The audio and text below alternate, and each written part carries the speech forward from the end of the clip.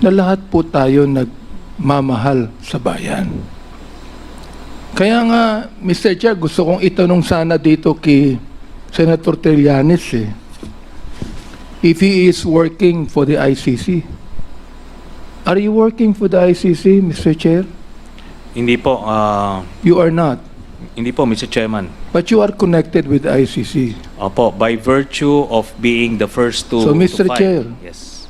This man who used to be a part of the armed forces that should be a patriot in this country has been conniving with the ICC in this country. Katulad din po ni Congressman Romy Akop, gusto ko ring sabihin ang ilan sa aking talambuhay. 1986, Mr. Chair, muntik nang bumagsak ang Pilipinas sa NPA.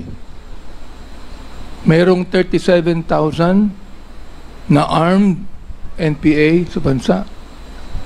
Mayroong 5 million na mass support ang NPA. That was 1986.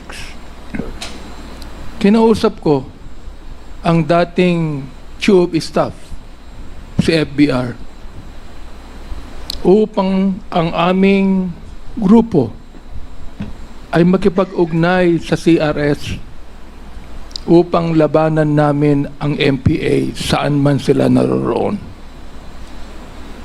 Bilang isang religious leader, wala po kaming dalang armas.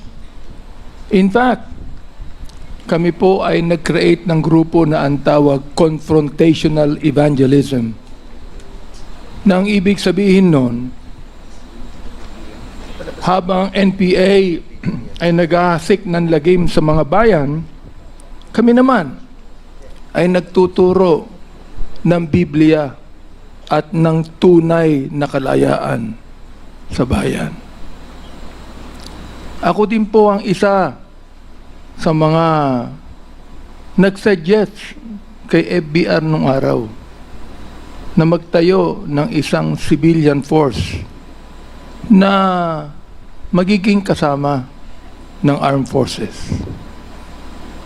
Naging pangulo po sa FBR. Kasama po ako doon.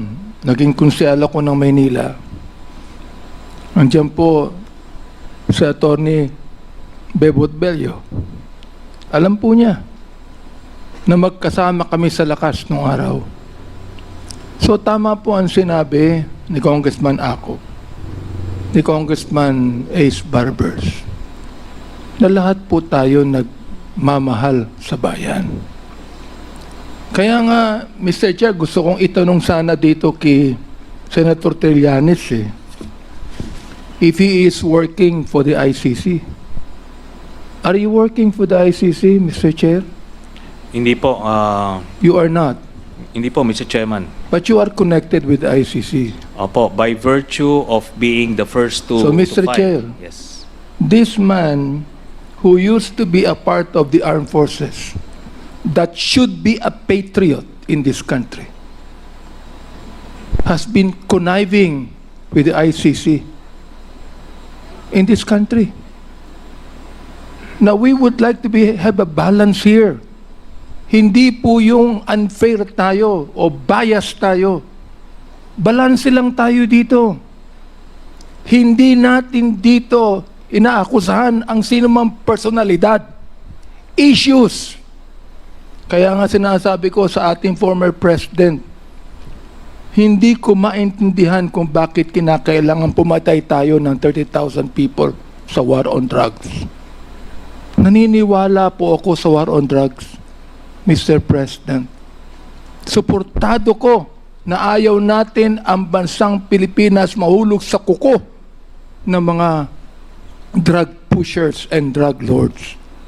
Ang nakakapagtaka lang, Mr. Chair, kung bakit kakaunti lang ang napapatay ng mga drug lords at drug traffickers at libo-libo ang napapatay ng mga drug pushers at daan-daan ang napapatay ng mga drug users. Huwag natin pag-usapan dito ang ideolohiya pag-usapan po natin dito kung paano natin pagagandahin ang bansang Pilipinas. Yan po ang pag-usapan natin dito, Mr. Chair. Maraming salamat po. Thank you, Congressman Abante. Mr. Chair.